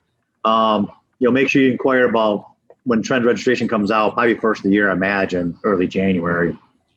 But no, I'll submit for a roundtable for one day, and we'll do a technical training on the other day. Whether it's going to be. Another thought on the technical training, and I like the engine idea, but another possibility would be some ADAS stuff. I was thinking about that too. Pretty cutting edge, and the more information we can get on that, the better. Everybody got any ADAS equipment yet? No. We're trying. We're getting there, hopefully. What are you thinking going with? Who? So, I forget I think it was Autel has a fairly thorough, fairly complete setup. And then I've also got a call in to Hunter to see what they have, but their rep was like, yeah, we don't really have a whole lot, but I'll include, because we're looking at another alignment machine, because one of ours is kind of on its last legs. Well, give you a heads up, Hunter's just coming out with one. Mm-hmm. A brand new ADAS, supposed to be a nice system. They can use your line, they incorporate with your alignment system. Right. Autel, I'll be honest with you, lately I noticed Autel prices keep going up and up and up. Mm-hmm. You've noticed that? The last I checked an Autel price, it's almost the same price as Snap-on Scan Tool. And I want to stay domestic as much as I can. Snap-on has a brand new program. They had an ADAS kit out there, but they got a brand new system coming out. But it's because, and Marty, something you want to look at, I sent emails out, the Margaret Dunning Foundation. Have you looked into that? no, I haven't. Well, it's a local serving Southeast Michigan, some lady who had a lot of money really in the automotive. Make a long story short, there's a good chance you might get a grant. And it's substantial. A lot of high schools are getting $35,000, $40,000 grants for equipment. We just submitted through the CAT group $35,000 for an ADAS kit, and we just got approved for it. So I've been doing my research quite a bit, and right now between Snap-on and Hunter, they both got brand new companies coming out, brand new systems coming out, but they're both probably January before they get announced. But I asked my guy, he goes, well, there's no rush on it, so that's good. The nice thing about Snap-on or Hunter, I'm hoping with their reputation, it'll be a good, solid system. Heard Autel is really good, but I'm trying to stay away from the import stuff, you know what I mean? I want to stay with domestic as much as I can.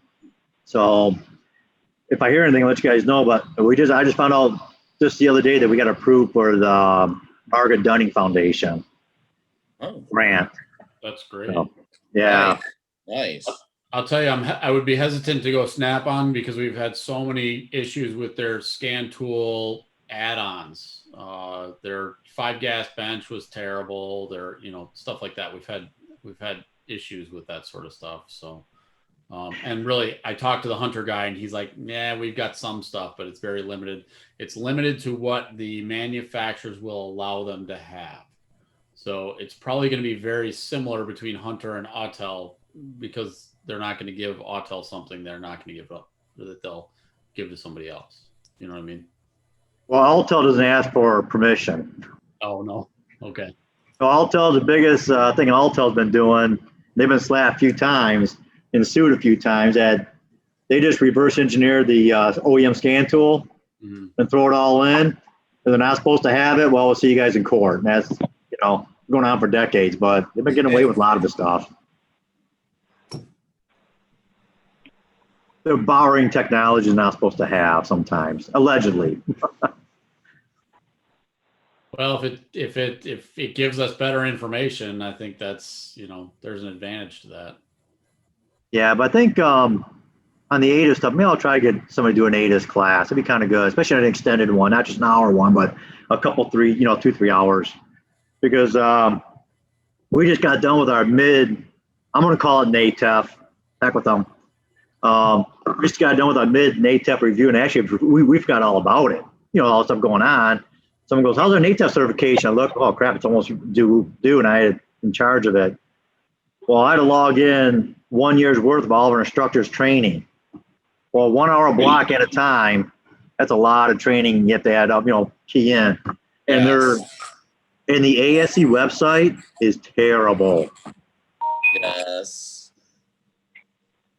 We had a few go arounds with our rep, like adding training. It's a spreadsheet. You got to add one at a time, no big deal. But you got this add training.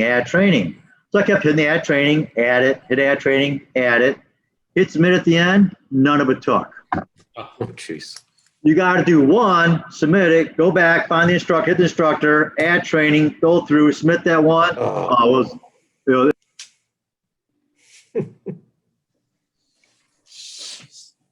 Yes, it is not real user friendly. Oh. It's never has been, but at least it used to you used to have to always do all that, and not that long ago, all paper form, so Yeah. it's better. So We deferred ours for a year. We were supposed to have our certification and site visit in March, so we're going to have it in March of 2022 now. Well, that's your full one, your full research or full Right. certification. Yeah. This is the mid-year one, so I just did all electronically. Got it in time, but it was difficult. It wasn't an easy system to learn, and especially a program that's evaluating us. If their website's worse than ours, that's kind of sad. Yeah, I'm not real, they're in the position of being an accreditor, but there's a lot of discrepancies and things. It doesn't seem, at times, it doesn't seem very professional. Larry, something to think about in your retirement age. Let's start another certification program. Go against NATEF. A ton of money there to be made. We'll call it AES, right? We can get a name for it pretty easy. Well, I wasn't really wanting to necessarily in my retirement have all of that kind of organizational stuff. I was thinking about, working on small engines and stuff like that, tinkering around. But I don't know.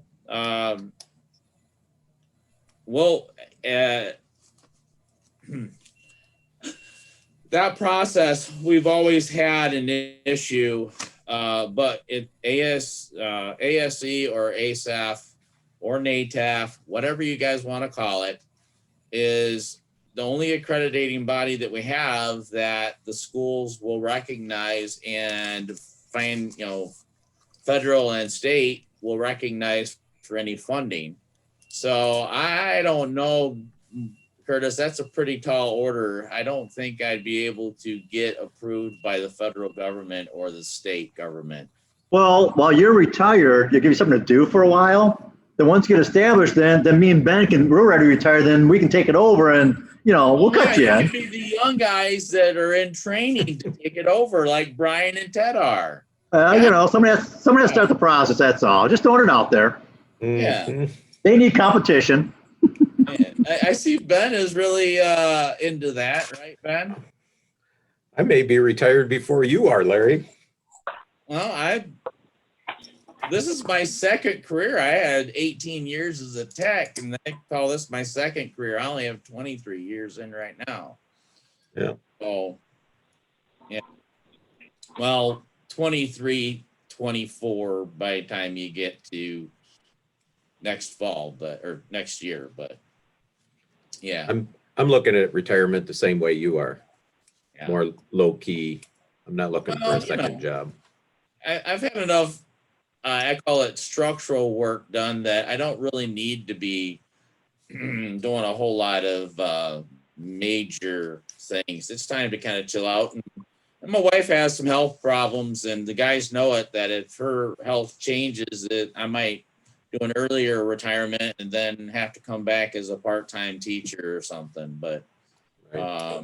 that's, we like all of us guys, we always run families first. So Yep, that's where you're going with that. yeah. So, Hey, any other topics to talk about? Curtis, did we cover recruiting? You know, it goes in and out, so let's talk about it. That's a pretty hot topic. Any ideas on how to recruit with the pandemic when schools aren't open up and they don't allow people in there? I mean, I'm going to talk to a couple of high schools. I got an advisory meeting next week. I'm going to sit in a high school. I'm going to talk to the instructor there, see what he recommends.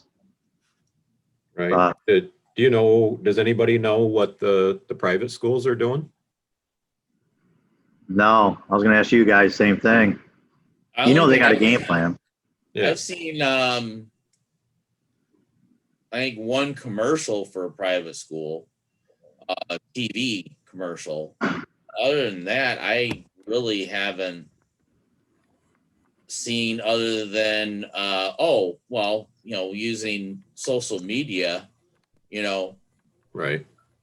that I'm kind wondering if they're doing, like, if a high school is doing a Zoom meeting, Zoom class, are they like a guest speaker for the Zoom class? I don't know. yeah, I don't know either. And I could easily ask what our high school guys are doing, but just before, it wasn't that, it was probably about 3-4 months. The school actually hosted a trades focused expo where parents could bring their students through, Something? and they spent a bunch of money on advertisement and promotions and stuff here at our school, where allowing us to have banners and stuff now that we can hang up in high school.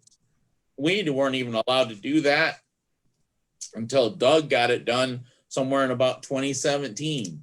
So from 1997 until 2017, we weren't allowed to make banners and hang them in schools to even let them know that we had a program. I think Doug just went and did it, and then they said, "Oh, there are banners in these schools now." Well, and that was true. And same thing with the uniform shirts that we had. That you guys have always, wrong way. You guys have always had a uniform for Ferris and Macomb and things like that. We weren't allowed to do that unless we went out and did it on ourselves. But Doug did do that, and then that's what I was talking about. Doug he did a few things to push things forward that we had been trying to get done for years. Larry, the one I'm wearing, the Macomb one, Yeah. bought and paid for by me. One of the instructors found a local, person that does it. He got a price. We all paid for our own, and so yeah, all of ours are bought and paid for by the old instructors. Yeah, with no permission from Macomb. Yeah, well, we buy and pay for them, but we had to get permission to use the branding. We never asked. We just did it. We didn't really use Macomb's branding. We kind of put Macomb College on there and use our own little logo. So yeah, ours are an official Macomb. We went around the system and no one yelled at us yet. Well, we've been told we're getting them, and I haven't, for the past few years, I haven't seen them yet. But I don't know on the recruitment part. I mean, when we're back able to have people come on campuses, we've done a few of our own open houses and things. But other than that, I don't have really much on the recruitment stuff. I'm kind of drawing a blank other than just trying to do a promotional social media stuff that is being done. Brian, have you seen much with any? I think part of the challenge is Larry was just talking about that virtual expo we did. And the year before we did an in-person expo, which just absolutely blew everyone away as far as, I mean, they were running out to get more hot dogs and hamburgers because there were, 1,200 people showed up and they were expecting like 3. It wasn't just automotive, it was all trades, but we walked people through and that was a really nice experience because we had, I can't tell you the number of parents I talked to that they were like, well, what about getting a job afterwards? And I said, well, there's 2 dealerships sitting right there trying to recruit people for our program. Go talk to them about jobs. I can tell you whatever I want, but those are the people that are hiring and they're here to do that. So we got a lot of support from the community and things like that. This time around, again, with the virtual, we had community support as well, but I don't know that there was the turnout that we really wanted. I think in our roundtable or our, virtual meeting, we had like 10 people come in or something like that, which is a far cry from the 1,200 that we had come through our, we probably had a third or a half of those come through our program when they were going through all the different programs. So it's really hard to do it virtually. I like the idea of hitting up teachers and catching in their Zoom meetings and some of that sort of stuff. But it's a challenging time to recruit, and you just got to hope once this stuff goes away, people are going to realize that automotive was essential workers. And we are important in the industry and people will come out and we need people. The other thing is with this Futures for Frontliners stuff. Yes. I'm hoping that turns into some numbers for us as well. So that's sort of my perspective. I think we got to kind of just hang on and do whatever we can think of for now. But Ben, what are you thinking? We've talked about it at our directors meetings, and about the only thing that we come up with is some type of a professionally made video. We've had our TV production students do it as a part of a class project and things like that. And the quality just doesn't seem to be there. But do a virtual type walkthrough and nothing substantial. We're not talking about a 90-minute documentary or anything like that, but just to pick up on the highlights of what the program is about and the facilities and those kinds of things. It is what we talk about. Our biggest seller is getting them here on campus and sitting down and talking to them and showing them, physically the facilities. And so without being able to do that, I think the next best thing is, some type of a video, professionally made video, because they know how to do it a lot better than we do. So we've had we call them dog days, where it's an open house, and they went virtual with them. Couple, 3 weeks ago, something like that. And the turnout, just like Brian said, was very, very poor. Even the people that signed up to attend, we had very poor turnout. So it's I don't know if it's the people didn't understand how the system worked, or if they just decided last minute that I'm not really interested in it, kind of thing. But I don't think they had great success with it. So Marty, what are you thinking? I'm thinking that I spoke to the campus president about this too, and this is his big idea. He's going to market to the hospitality industry workers. Seems to think that there might be some people in that industry that are going to want to switch occupations. It sounds plausible considering the situation now.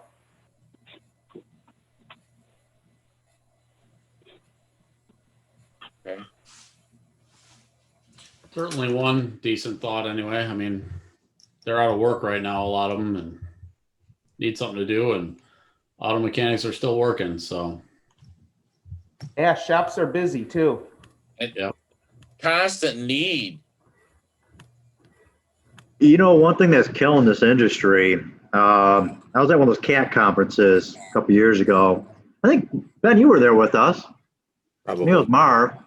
And we was at the roundtable. I think the lady from the state of Michigan who did like the, how much the average salary is for each area. An auto was like 35 grand a year. And I'm like, what?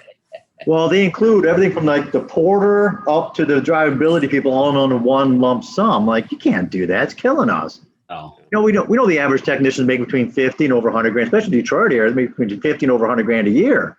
A good tech's making 80 to 100 pretty easy. And so some of these statistics out there, which students are Googling and getting from the state of Michigan, are killing us. I mean, I think you were there, weren't you, Ben? Yeah, I've heard those statistics before, and if you can even do a Google search for, average compensation, and it comes up with a number that's very, very similar to that. Techs are doing way better now than back when I used to do it for a living. They're quite more comfortable. But when the student Googles it, they're seeing these 30, 25, $30,000 a year numbers, not 50, 60, 70. And it's pretty regional too. I mean, I'm sure Detroit area pays a little more than, UP. I mean, just because sometimes cost of living, everything else. But some of these numbers are Googling are not accurate. Yeah. Our last evaluation for our 5-year, one of my team members that I had was a local dealer owner of Maple Hill here in Kalamazoo. And one of the things, you have to show what you're giving out to students. And it had that $35,000 a year. And he says, if this is what you guys are promoting, I'm not gonna say that this program should be approved. He says, I'm gonna strongly fight it. He says, this needs to get fixed. And he says, it should not be this. And we told him where we got it from. That's ridiculous. He says, I got guys, 6 figures, just, here in Kalamazoo. And that is a big problem. And that was not just a Google thing. That was in our book that we have out that has all the trades and all other college programs in. And it had welding and heating and air conditioning with a higher wage than the automotive. And he says, well, heck, if I look at your guys' technical training, I'm not going to come to automotive program. I'm going to go into welding or HVAC. Forget automotive. And he says, I can't have that, guys. We need people. So that did, last time I looked, I believe that got at least electronically changed. But that is a big fight that we do have because the students or prospective students and parents do a lot of internet research because what else can they do? What did you guys change it to, Larry? What was it, 65 or something? I think it changed to 65, and those were numbers put together by the Dealer Association, I think. No, the original numbers that we had were put together by our placement. Yes. Whoever does the placement and stuff, and they just Googled it. They pulled up the state of Michigan numbers and all that. Yep. So we argued that was not real or fair.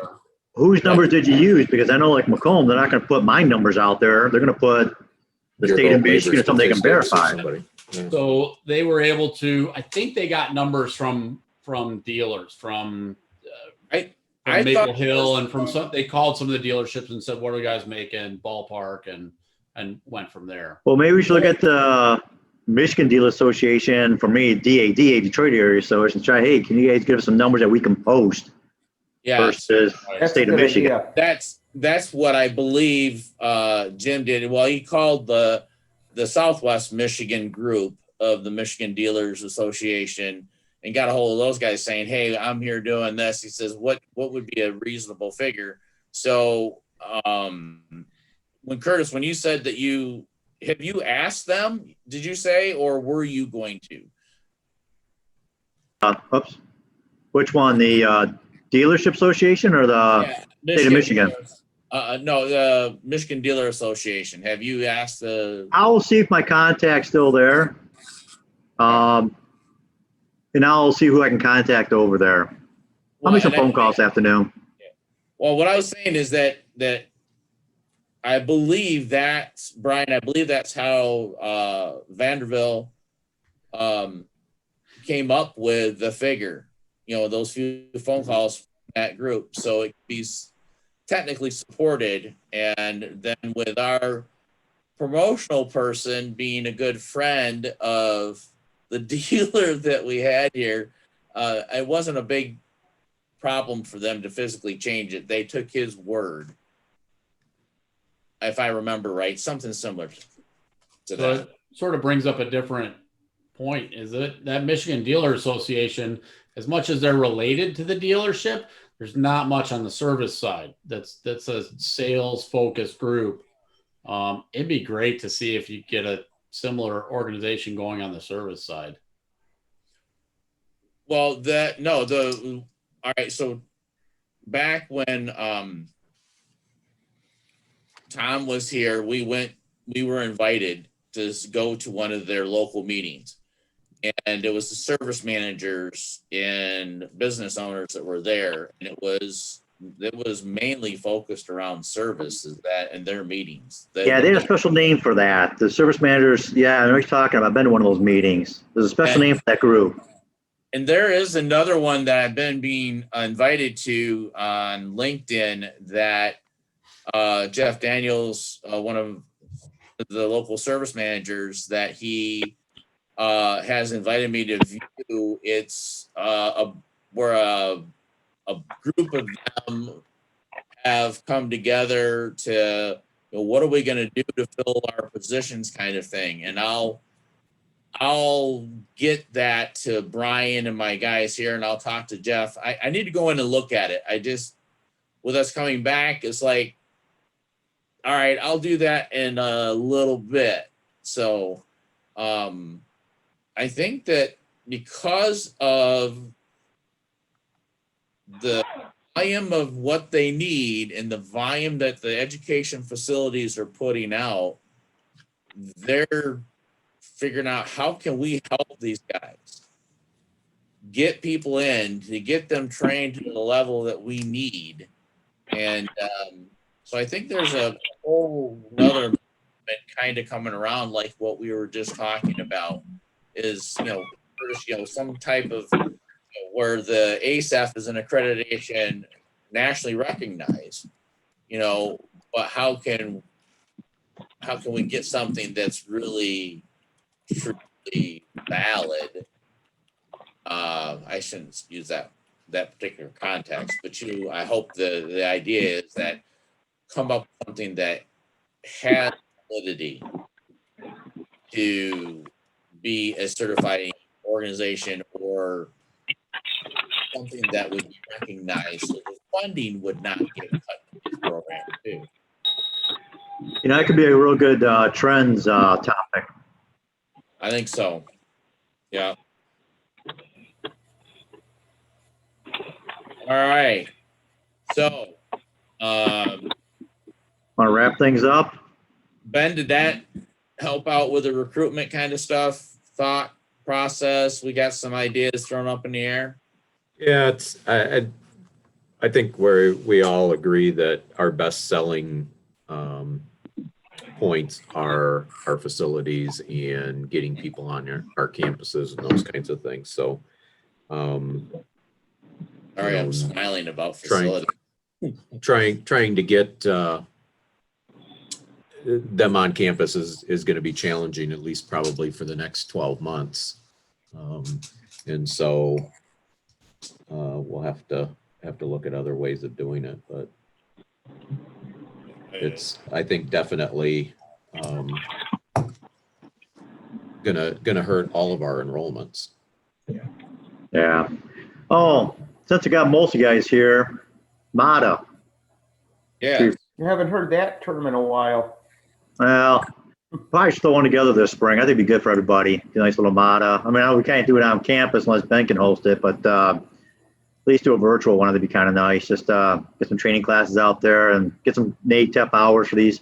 It's NATEP. I don't care. Still Cobalt Hall. It's Still always Pine got to Town. be Because NATEP. it will always, guys, until it gets said enough times, NATEF is just what rolls off the tongue. It took me forever to say ASAF. So now I just keep saying ASAF and the ASAF and ASAF. And it's like, all right. I'll tell you, part of the problem is you look up like the task sheets. I it's know. still the I know. 2017 NATEF task sheets. So Right. So that's there again. What Curtis was saying about their web is they're all still into NATEF. It hasn't. They say as it rolls into, it's called ASAF as far as their line, but all of the documentation has never been updated. All right, but that's it. I mean, I don't want to continue to go on and beat dead horses. So, Curtis, about MATA. Over break, I'm going to have more time. I apologize. I dropped the ball on getting that survey out and how we wanted to do it. If it was a 1-day deal or if we wanted to do it over, multiple weeks, like we had discussed. I think there's everything going on. I mean, everybody's going nuts, and there's all kind of training out there. So I think this spring would be a perfect time for it. Yeah. I don't know if anybody sat in on the console lab training that went on, but for me, it was good training and I enjoyed it and all of that. But a 1-day deal was kind of a long marathon session, and so. Yeah, I think you're right. I think probably 2 half days. And make the classes a couple hours long so we get some more technical versus, the hour and 15 we normally do. Right.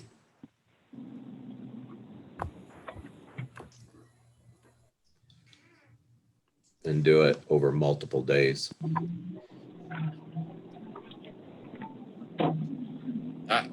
I think so. That we'll figure out. Yeah, the long set time. Ben. I mean, we're still students, Right. We spend enough time in our seat as it is with trying to do our class stuff. So, and then I think at least for many. All right, let me rephrase this. For me, it would help. All right, let's have something we discuss. Gives me time to reflect on it. It's like, wait, did I understand that right? And then you can come back another day. So if that makes any sense. Hey guys, I'll be right back. Or if you guys are gonna close down, I need to go use the facilities. Let's close it down. I think we went a half hour over our time anyways. We should do another one of these meetings anyways. We can real easy. Now we got figured out Zoom and everything. Yeah. But, I think we're actually good. Wish we had a little more enrollment. I hope Marva's doing well. And Jim, I emailed those guys a couple of times, no response. Hope they're all doing well. But there's no other questions. Let's wrap her up then. All right. And I'm sorry, I just Sounds good.